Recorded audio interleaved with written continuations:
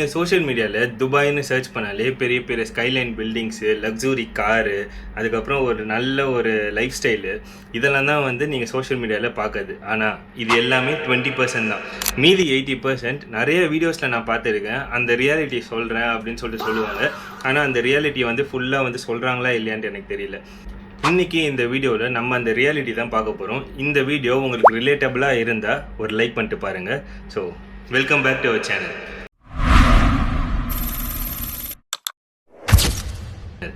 First விஷயம், நீங்கள் Dubai land ஆனோடனே நமக்கு ஒரு ஃபீல் இருக்கும், ஒரு எக்ஸைட்மெண்ட் இருக்கும்.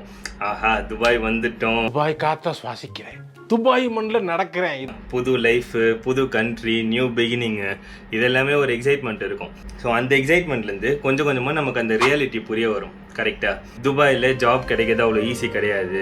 துபாயில் வந்து லைஃப் வந்து இனிஷியல் ஸ்டேஜில் ஒரு ஃப்ரெஷராக வரீங்கன்னா லைஃப் கஷ்டமாக இருக்கும் அப்படின்ற ஒரு ரியாலிட்டி நமக்கு அப்போ தான் புரியும். என்னடா இவர் எடுத்தோடனே நெகட்டிவாக பேசுகிறாரு அப்படின்னு சொல்லி பார்க்காதீங்க. இங்கே ஒரு சில பிரச்சனைகள் இருக்குது. ஆனால் அந்த பிரச்சனை சில பேர் ஃபேஸ் பண்ண மாட்டாங்க. அவங்க ஃபேஸ் பண்ணல அப்படின்றதுக்காக அந்த பிரச்சனையே இல்லைன்னு ஆகிடாது.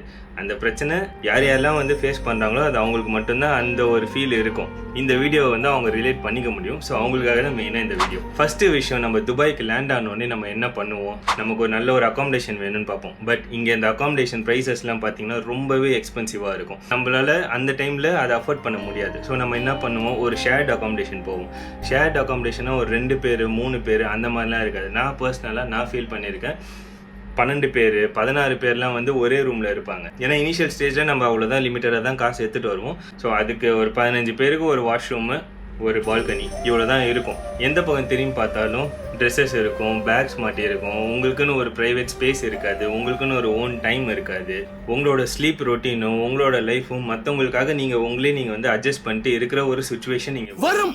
இதுதான் இங்கே ரியாலிட்டி. இதுதான் நிறைய பேரும் ஃபேஸ் பண்ணுறாங்க. அப்படிலாம் இல்லை ப்ரோ, அப்படிலாம் நான் எதுவும் ஃபேஸ் பண்ணல அப்படின்னு நினைக்கிறீங்கன்னா அதுக்கு தான் நான் முன்னாடியே சொன்னேன்.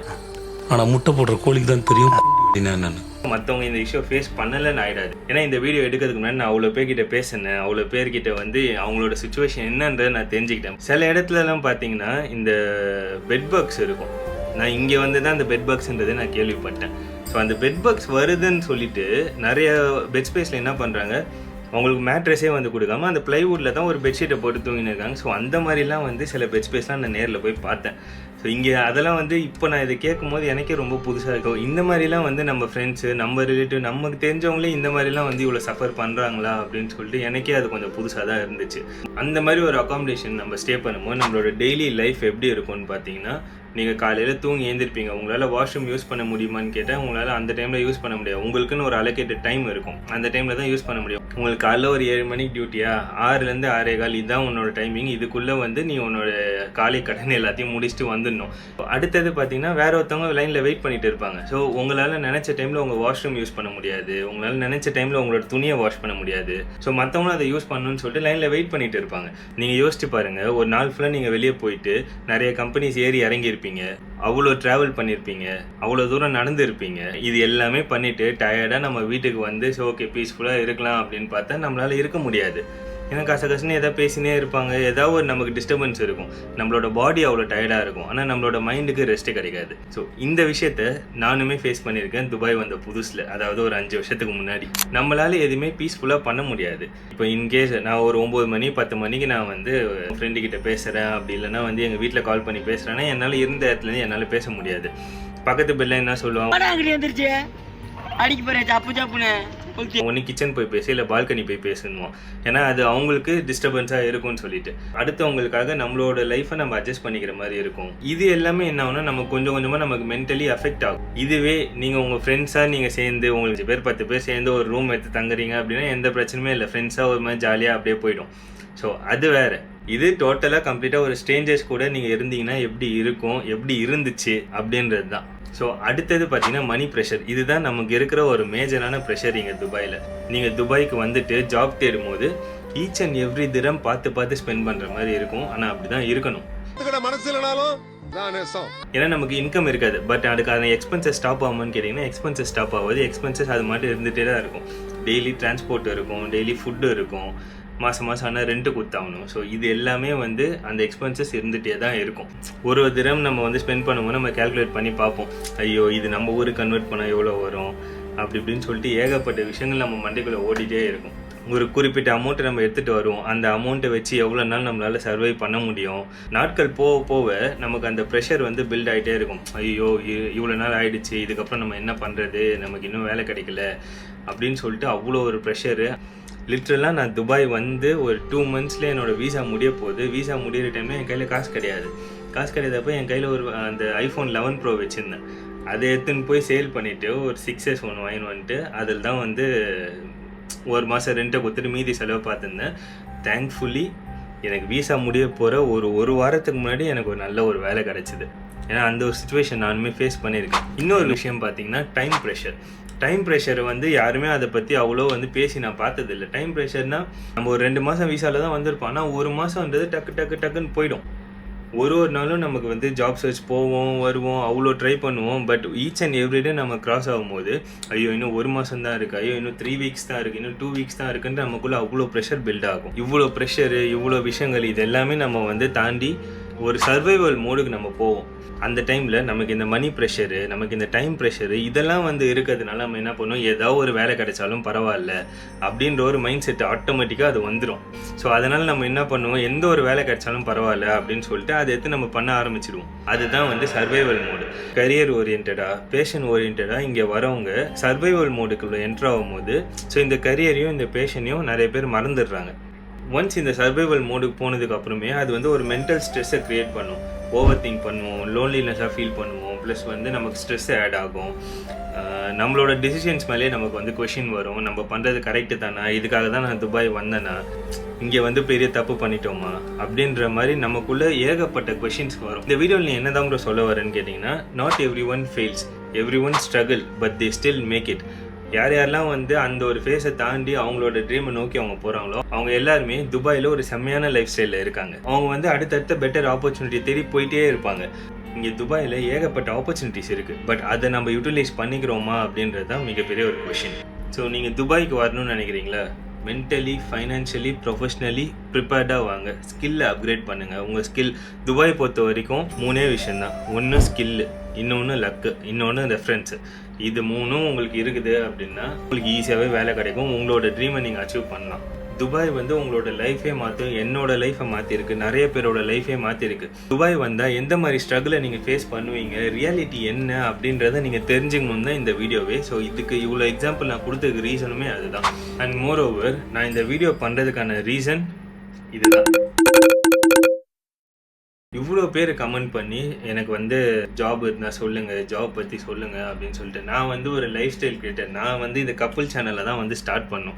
நாங்கள் ஸ்டார்டிங்கில் என்ன பண்ணிட்டு இருந்தோம், எங்கன்னா வெளியே போனால் அதை வீடியோ எடுத்து போடுறது. எனக்கு வந்து இந்த கான்டென்ட் வந்து ஸ்கிரிப்ட் எடுத்து நான் பேசி அந்த பழக்கம்லாம் கிடையாது. ஸோ இந்த ஜாப் பற்றிலாம் பேசணும்னு சொல்லிட்டு என்னோடய ஐடியாவே கிடையாது. பட் இவ்வளோ பேர் கமெண்ட் பண்ணி கேட்கும்போது சரி இதை பற்றி ஏன் போடக்கூடாது அப்படின்னு சொல்லி தான் மெயினாக இந்த சீரீஸே ஆரம்பித்தது. அதனால தான் ஒரு 8 வீடியோ நான் பிளான் பண்ணேன்.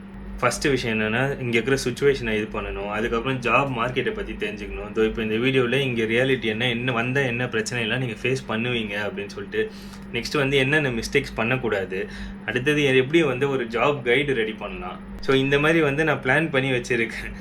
பட் இவ்வளோ கமெண்ட்ஸ் நீங்கள் பண்ணும்போது எனக்கு இன்ஸ்டாகிராமில் மெசேஜ் பண்ணி டாக்டருக்கு வந்து ஹெல்ப் பண்ணுங்கள் அப்படின்னு சொல்லி நிறைய பேர் கேட்டிருக்காங்க. அதெல்லாம் பார்க்கும்போது சரி ஓகே நம்மளால் முடிஞ்ச நம்ம பண்ணுவோம், நமக்கு தெரிஞ்ச இன்ஃபர்மேஷன் நம்ம வந்து கொடுப்போம் அப்படின்னு சொல்லிட்டு நான் இந்த இது பண்ண ஆரம்பித்ததுக்கப்புறம் நான் நிறைய பேர்கிட்ட நான் பேசுகிறேன்.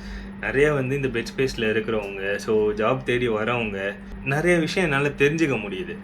நான் ஜாலியாக சரி போய் எங்கன்னா வந்து வெளியே போய் ஜாலியாக சுற்றிட்டு அதை எடுத்து வீடியோவாக போட்டுட்டு அப்படியே தான் வந்து கண்டினியூ பண்ணலாம், நம்ம நிறைய புது பிளேசஸ் எக்ஸ்ப்ளோர் பண்ணலாம் அப்படின்னு சொல்லிட்டு பிளான் பண்ணி இந்த சேனலில் இது பண்ணால் கடைசியில் வந்து ஜாப் பற்றி பேசினாலே என்ன சொல்கிறாங்க, நிறைய பேர் ஏதோ ஒரு கமெண்ட்டில் வந்து கேட்டாங்க ஏன்டா போய் சொல்கிற அப்படின்னு சொல்லிட்டு. நான் அதை கூட ரிப்ளை பண்ணியிருந்தேன். இது மாதிரி வந்து எந்த ஒரு பாயிண்டில் வந்து இந்த விஷயம் உங்களுக்கு பொய்யா தெரிஞ்சுது அப்படின்னு சொல்லி கேட்குறப்போ அந்த ஜாப் க்ரைசிஸ் பற்றி பேசியிருந்தேன் தெரியுமா ஃபஸ்ட்டு வீடியோவில். கன்ஸ்ட்ரக்ஷன் ஒர்க்கில் இருக்கிறவங்க அவங்களாம் தான் வந்து இந்த க்ரைசிஸ்னால அஃபெக்ட் ஆகுறாங்க, மற்றபடி எல்லா ஜாபும் சேஃபாக தான் இருக்குது அப்படின்னு சொல்லிட்டு.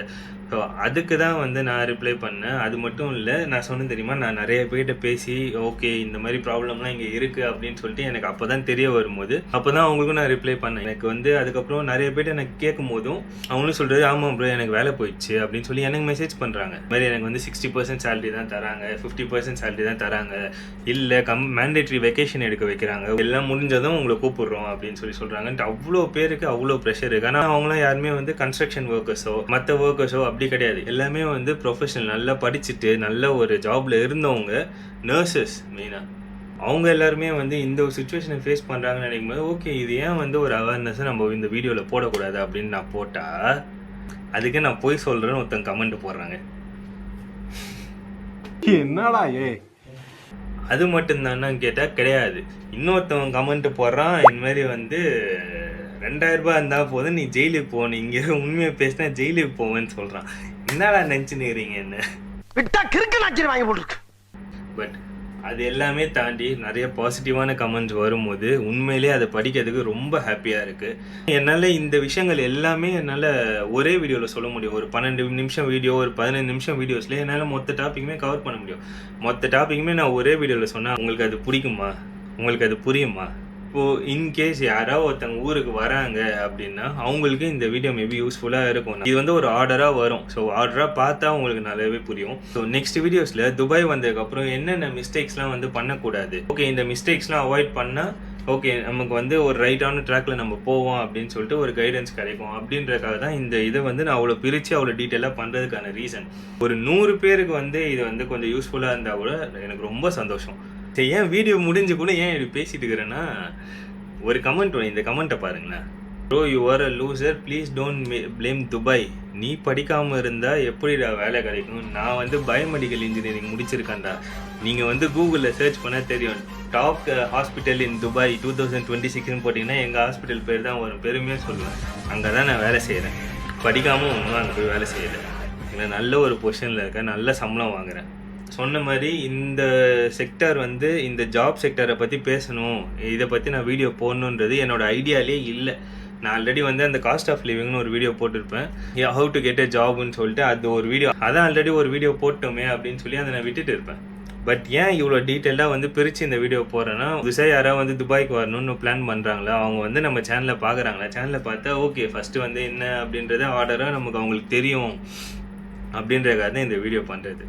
So I'm not a loser. என் வீடியோவால் ஒரு 4 பேர் 5 பேர் ஒரு 10 பேர் மினிமமாக அதில் வந்து பெனிஃபிட் ஆகுறாங்கன்ற பட்சம் எனக்கு சந்தோஷம்தான். அதை தவிர வேறு ஒன்றுமே கிடையாது. So that's it. இந்த வீடியோ அவ்வளோதான். மேபி கொஞ்சம் லென்த்தாக போயிருக்கலாம். அகெயின் உங்கள் டைமை வேஸ்ட் பண்ணதுக்கு சாரி. இந்த வீடியோ பிடிச்சிருந்தா லைக் பண்ணிட்டு பாருங்கள். அடுத்த ஒரு வீடியோவில் பார்க்கலாம். பை.